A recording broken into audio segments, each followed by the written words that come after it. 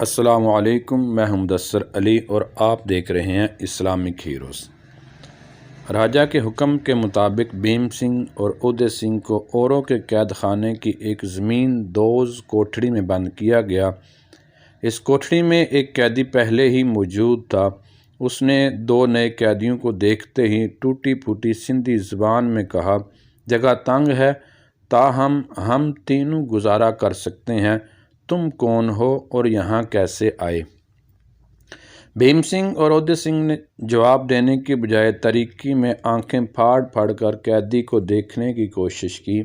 قیدی نے کہا، شاید آپ مجھے نہیں دیکھ سکتے، لیکن آپ بہت جلد تاریکی میں دیکھنے کے عادی ہو جائیں گے۔ بیٹھ جائیے، آپ تھکے ہوئے معلوم ہوتے ہیں، اور اگر میں غلطی نہیں کرتا تو آپ دونوں شاید باپ بیٹا ہیں۔ اودے سنگھ اور بھیم سنگھ تاریکی میں ہاتھ پھیلا کر سنبھل کر پاؤں اٹھاتے ہوئے آگے بڑھے اور ایک دیوار کے ساتھ ٹیک لگا کر بیٹھ گئے۔ قیدی نے پھر کہا، معلوم ہوتا ہے کہ آپ بھی میری طرح بے گناہ ہیں، معاف کرنا، شاید آپ کو میری باتیں ناگوار محسوس ہوں، لیکن کئی مہینوں سے میں نے کسی انسان سے بات نہیں کی، اس لیے آپ کو دیکھ کر میرے دل میں اپنی بپتا سنانے اور اس کی سننے کی خواہش پیدا ہونا ایک قدرتی امر ہے۔ میں ابتدائی 6 مہینے اس تہہ خانے سے اوپر ایک کشادہ کمرے میں تھا۔ وہاں میرے ساتھ آپ کے ملک کے 6 اور قیدی تھے۔ میں نے آپ کی زبان انہی سے سیکھی تھی، اگرچہ مجھے اس زبان پر عبور حاصل نہیں ہوا، پھر بھی مجھے یقین ہے کہ میں اتنا مطلب بیان کر سکتا ہوں۔ آپ میرا مطلب سمجھتے ہیں نا؟ بھیم سنگھ نے کہا، تم اچھی خاصی سندھی جانتے ہو۔ قیدی نے بھیم سنگھ کی متجسس نگاہیں دیکھ کر کہا، شاید آپ مجھے ابھی تک اچھی طرح نہیں دیکھ سکے، میں قریب جاتا ہوں۔ قیدی نے ایک کونے سے اٹھ کر بھیم سنگھ کے قریب بیٹھتے ہوئے کہا، ہاں، اب آپ مجھے دیکھ سکیں گے۔ میں عرب کا ایک مسلمان ہوں اور آپ کو میرا قریب بیٹھنا ناگوار تو نہیں؟ بھیم سنگھ نے کہا، تم عرب ہو، لیکن عرب کے قیدی تو برہمن آباد میں تھے۔ قیدی نے جواب دیا، وہ کوئی اور ہوں گے، میں شروع سے اس قید خانے میں ہوں۔ اودے سنگھ نے پوچھا، تم سراندیپ سے آئے تھے اور تمہارا جہاز دیبل کے قریب ڈوبا تھا، تمہارا نام ابو الحسن ہے؟ قیدی نے جواب دیا، ڈوبا نہیں، ڈبویا گیا تھا، اور ہاں، برہمن آباد کے عرب قیدیوں کے متعلق کچھ کہہ رہے تھے، وہ اس ملک میں کیسے آئے؟ میرے جہاز سے تو صرف 4 آدمی بچے تھے، 2 زخمی تھے اور دیبل سے اورو تک پہنچنے سے پہلے ہی جاں بحق ہو گئے، تیسرا جس کے زخم معمولی تھے اور میرے ساتھ اس قید خانے میں مر گیا تھا۔ بھیم سنگھ نے جواب دیا، تمہارے جہاز کے بعد سراندیپ سے 2 اور جہاز آئے تھے، دیبل کے گورنر نے انہیں بھی گرفتار کر لیا تھا، وہ یہاں کیا لینے آئے تھے؟ بھیم سنگھ نے جواب دیا، وہ سراندیپ سے اپنے ملک جا رہے تھے۔ آپ ان میں سے کسی کا نام جانتے ہیں؟ ان جہازوں کے کپتان کو میں جانتا ہوں، اس کا نام زبیر ہے اور وہ آزاد ہو چکا ہے۔ زبیر؟ سراندیپ میں اس نام کا کوئی عرب نہ تھا، وہ شاید کسی اور کے جہاز ہوں گے۔ بھیم سنگھ نے کہا، زبیر کو بصرہ کے حاکم نے عرب کی بیوہ عورتوں اور لاوارث بچے لانے کے لیے سراندیپ بھیجا تھا۔ قیدی نے بے تاب سا ہو کر کہا، عورتیں اور بچے؟ آپ ان میں سے کسی کا نام جانتے ہیں؟ ان میں سے ایک نوجوان کا نام خالد ہے، لیکن وہ قید میں نہیں۔ خالد میرا بیٹا، وہ کہاں ہے؟ وہ اس وقت دیبل میں ہوگا۔ دیبل میں؟ وہ وہاں کیا کرتا ہے؟ سچ کہو، تم نے اسے دیکھا ہے؟ میں نے اسے لسبیلا میں مسلمانوں کے ساتھ دیکھا تھا، اور اب وہ دیبل فتح کر چکے ہیں۔ ابو الحسن پر تھوڑی دیر کے لیے سکتہ طاری ہو گیا، وہ پھٹی پھٹی آنکھوں سے یکے بعد دیگرے بھیم سنگھ اور اودے سنگھ کی طرف دیکھ رہا تھا۔ تھوڑی دیر بعد اس نے لرزتی ہوئی آواز سے کہا، سچ کہو، مجھ سے مذاق نہ کرو۔ اودے سنگھ بولا، وہ جن کے ساتھ قدرت مذاق کر رہی ہو، دوسروں کے ساتھ مذاق کی جرات نہیں کر سکتے۔ مسلمانوں کی فوج دیبل فتح کر چکی ہے، اور انہیں یہاں پہنچنے میں دیر نہیں لگے گی۔ ابو الحسن دیر تک کوئی بات نہ کر سکا، اس کی آنکھوں سے آنسو بہہ رہے تھے، خوشی کے آنسو، تشکر کے آنسو، لیکن اچانک اس نے بھیم سنگھ کا بازو پکڑ کر جھنجھوڑتے ہوئے کہا، سراندیپ میں میری بیوی اور ایک بیٹی بھی تھی، تم ان کے متعلق کچھ جانتے ہو؟ بھیم سنگھ نے جواب دیا، آپ کی بیوی کے متعلق مجھے کوئی علم نہیں، شاید وہ برہمن آباد کے قیدیوں کے ساتھ ہو، لیکن جب میں لسبیلا میں زخمی ہونے کے بعد مسلمانوں کی قید میں تھا، اس وقت زبیر کے ساتھ خالد کی بہن کی شادی ہوئی تھی، تو سلمہ بھی ان کے ساتھ ہوگی؟ وہ یقیناً ان کے ساتھ ہوگی۔ ادے سنگھ نے پوچھا، سلمہ کون ہے؟ میری بیوی ہے۔ آپ مجھے یہ بتائیے کہ مسلمانوں کی فوج نے سندھ پر کب اور کیسے حملہ کیا؟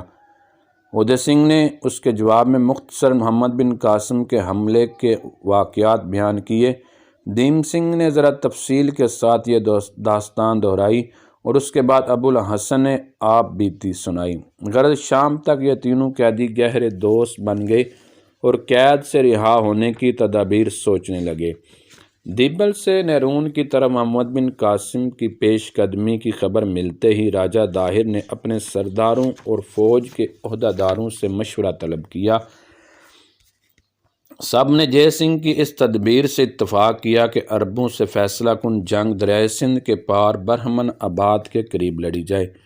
نیرون میں صرف اس قدر فوج رکھی جائے جو چند دن کے لیے محمد بن قاسم کی پیش قدمی روکنے کے لیے کافی ہو، اور اس عرصہ میں راجہ اور سیناپتی کو برہمن نیرون میں صرف اس قدر فوج رکھی جائے جو چند دن کے لیے محمد بن قاسم کی پیش قدمی روکنے کے لیے کافی ہو، اور اس عرصہ میں راجہ اور سیناپتی کو برہمن آباد میں ایک زبردست فوج تیار کرنے کا موقع مل جائے گا۔ موسم گرما شروع ہو چکا تھا اور راجہ داہر کو یہ بھی توقع تھی کہ طغیانی دونوں میں دریائے سندھ کی سرکش موجیں دیکھ کر محمد بن قاسم آگے بڑھنے کی جرت نہیں کرے گا اور اسے سندھ کے طول و عرض سے نئی افواج فراہم کرنے کے علاوہ ہمسایہ ریاستوں سے مدد حاصل کرنے کا موقع مل جائے گا۔ چنانچہ اس نے نیرون کے ایک بااثر برہمن کو، جو شہر کا سب سے بڑا پروہت تھا ہونے کی علاوہ فوجی معاملات میں بھی دسترس رکھتا تھا، نیرون کی حفاظت کے لیے منتخب کیا اور اس کے پاس 8000 سپاہی چھوڑ کر جے سنگھ اور باقی فوج کے ہمراہ برہمن آباد کا رخ کیا۔ محمد بن قاسم کی فوج نے اس پروہت کی توقع سے 5 دن پہلے شہر کا محاصرہ کر لیا۔ منجیک کے بھاری پتھروں کی بارش سے شہر کی فصیل لرز اٹھی اور تیسرے دن جب دبابوں کی مدد سے شہر پناہ پر حملہ کرنے والی فوج کے مقابلے میں شہر کے محافظین کی قوت مزاحمت جواب دے رہی تھی، شہر کے باشندوں کو احساس ہوا کہ راجہ نے اس پروہت کی فوجی قابلیت کے متعلق غلط اندازہ لگایا تھا۔ چوتھے دن محمد بن قاسم کی فوج شہر میں ایک فیصلہ کن حملے کی تیاری کر رہی تھی کہ شہر کا دروازہ کھلا اور چند پروہت صلح کا جھنڈا لہراتے ہوئے باہر نکلے۔ شہر پر قبضہ کرنے کے بعد محمد بن قاسم نے نیرون کے باشندوں کے ساتھ وہی سلوک کیا جس کی بدولت وہ دیبل کے باشندوں کے قلوب مسخر کر چکا تھا۔ نیرون کا نظم و نسق ٹھیک کرنے کے بعد محمد بن قاسم نے سیون کا رخ کیا۔ سیون کا گورنر راجہ داہر کا بھتیجا باج رائے تھا اور شہر کی زیادہ آبادی برہمن پروہتوں اور تاجر پیشہ لوگوں پر مشتمل تھی۔ ایک ہفتے کے محاصرے کے بعد باج رائے کو رات کے وقت شہر سے بھاگ نکلا اور شہر کے باشندوں نے ہتھیار ڈال دیے۔ سیون کی فتح کے بعد محمد بن قاسم کے بعد آزمودہ کار سالاروں نے اسے مشورہ دیا کہ اب دریا عبور کر کر برہمن آباد کا رخ کیا جائے تاکہ راجہ کو مزید تیاری کے لیے وقت نہ ملے، لیکن محمد بن قاسم نے جواب دیا کہ دریا کے اس کنارے پر سوستان ایک اہم شہر ہے اور اس وقت جب کہ راجہ کی تمام کوششیں برہمن آباد کا محاذ مضبوط کر بنانے پر لگی ہوئی ہیں، ہم نیرون اور سیون کی طرح سوستان کو بھی نہایت آسانی سے فتح کر سکیں گے۔ اگر ہم دیبل سے براہ راست برہمن آباد کی طرف پیش قدمی کریں تو نیرون اور سیون کی افواج کو اپنے راجہ کے جھنڈے تلے جمع ہونے کا موقع مل جائے گا۔ ہماری فتوحات راجہ کی طاقت میں کمی اور ہماری فوج کی تعداد میں اضافہ کر رہی ہے۔ مفتوح شہروں کی کچھ فوج تتر بتر ہو جاتی ہے، کچھ ہمارے ساتھ مل جاتی ہے، اور باقی تھوڑی بہت جو پسپا ہو کر راجہ کے پاس پہنچتی ہے وہ اپنے ساتھ ایک شکست خوردہ ذہنیت لے کر جاتی ہے، اور وہ فوج جس کے 1% سپاہی شکست خوردہ ذہنیت رکھتے ہوں، خواہ وہ لاکھوں کی تعداد میں ہوں، ہمارا مقابلہ نہیں کر سکتی۔ جب ہم سندھ کی حدود میں داخل ہوئے تھے ہماری تعداد 12,000 تھی، اب دیبل اور بیلا کے نقصانات کے باوجود ہماری تعداد 20,000 کے لگ بھگ ہے۔ ہمارے سندھی ساتھیوں نے ثابت کر دکھایا ہے کہ ان کی تلواریں جو حق کے مقابلے میں کند ثابت ہوئیں باطل کے مقابلے میں کافی تیز ہیں۔ محمد بن قاسم کے دلائل سن کر فوج کے تمام عہدیدار اس کے خم خیال ہو گئے۔ باجرہ سیون سے فرار ہو کر سوستان میں جاٹوں کے راجہ کاکا کے پاس پناہ لے چکا تھا۔ راجہ کاکا راجہ داہر کا زبردست حلیف تھا۔ اس کی شجاعت کی داستانیں سندھ کے طول و عرض میں مشہور تھیں، تاہم دیبل، نیرون اور سیون میں محمد بن قاسم کی شاندار فتوحات نے اسے کسی حد تک خوفزدہ کر دیا تھا۔ سوستان کی فصیل کافی مضبوط تھی، لیکن اس نے قلعہ بند ہو کر لڑنے والی فوج کے لیے حملہ آوروں کے منجنیقیں اور دبابے خطرناک سمجھتے ہوئے کھلے میدان میں لڑنے کو ترجیح دی۔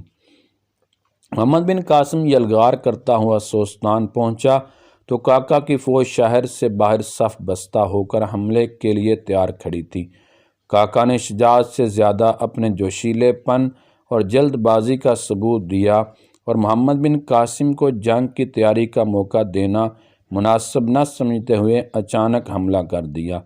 محمد بن قاسم نے حملے کی شدت دیکھ کر کلب لشکر کو پیچھے ہٹنے کا حکم دیا۔ کاکا کی فوج اس جنگی چال کو نہ سمجھ سکی اور وہ فتح سے پر امید ہو کر دیوانہ وار لڑتی ہوئی آگے بڑھنے لگی۔ کاکا کو اپنی غلطی کا اس وقت احساس ہوا جب حریف کے لشکر کے قلب سے پسپا ہونے والے سوار اچانک رک کر ایک آہنی دیوار کی طرف جم کر کھڑے ہو گئے، اور بازوؤں کے سوار آندھی کی طرح اس کی فوج کے عقب میں جا پہنچے۔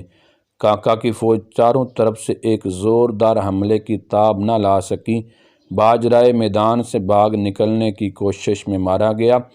اس کی موت نے کاکا کی فوج کے سپاہیوں کو بد دل کر دیا۔ کاکا نے فوج کا حوصلہ بڑھانے کی بڑی کوشش کی، لیکن جب وہ اپنی شکست کے متعلق کوئی شبہ نہ رہا تو وہ بھی اپنے چند جانثاروں کے ساتھ ایک طرف سے گھیرا ڈالنے والی فوج کی صفیں توڑ کر بھاگ نکلا، لیکن محمد بن قاسم کے سواروں نے تعاقب کر کے اسے پھر ایک بار گھیرے میں لے لیا اور اس نے رہے سہے ساتھیوں سمیت ہتھیار ڈال دیے۔ جب اسے محمد بن قاسم کے سامنے لایا گیا تو اس نے حیران ہو کر پوچھا، اس فوج کے سپہ سالار آپ ہیں؟ محمد بن قاسم نے مسکراتے ہوئے جواب دیا، ہاں میں ہوں۔ کاکا نے اور زیادہ متعجب ہو کر محمد بن قاسم کو سر سے پاؤں تک دیکھا اور پوچھا، آپ نے میرے لیے کیا سزا تجویز کی ہے؟ محمد بن قاسم نے جواب دیا، سندھ پر حملہ کرنے کے بعد تم دوسرے آدمی ہو جسے میں نے ایک بہادر سپاہی کی طرح لڑتے دیکھا ہے۔ میں تمہارے ساتھ وہی سلوک کروں گا جو میں بھیم سنگھ کے ساتھ کر چکا ہوں، تم آزاد ہو۔ کاکا نے جواب میں کہا، اور اس آزادی کی مجھے کیا قیمت ادا کرنی ہوگی؟ محمد بن قاسم نے جواب دیا، ہم آزادی کی قیمت وصول کرنے کے لیے نہیں آئے، تو آپ یہاں کیا لینے آئے ہیں؟ ظلم کا ہاتھ روکنے اور مظلوم کا سر اونچا کرنے کے لیے۔ کاکا نے کچھ دیر سر جھکا کر سوچنے کے بعد کہا، اگر آپ کو یقین ہے کہ میں ظالم ہوں تو مجھے آزاد کیوں کرنا چاہتے ہیں؟ اس لیے کہ مغلوب انسان پر تشدد اسے سرکشی کے لیے ابھارتا ہے، اسے اصلاح کی طرف آمادہ نہیں کرتا۔ کاکا کچھ دیر سوچنے کے بعد کہا، میں نے سنا تھا کہ آپ بہت بڑے جادوگر ہیں، آپ دشمن کو دوست بنانے کے ڈھنگ جانتے ہیں، کیا مجھے بھی آپ کے دوستوں میں جگہ مل سکتی ہے؟ یہ کہتے ہوئے اس نے مسافے کے لیے ہاتھ بڑھا دیا۔ محمد بن قاسم نے گرم جوشی کے ساتھ مصافحہ کرتے ہوئے کہا، میں پہلے بھی تمہارا دشمن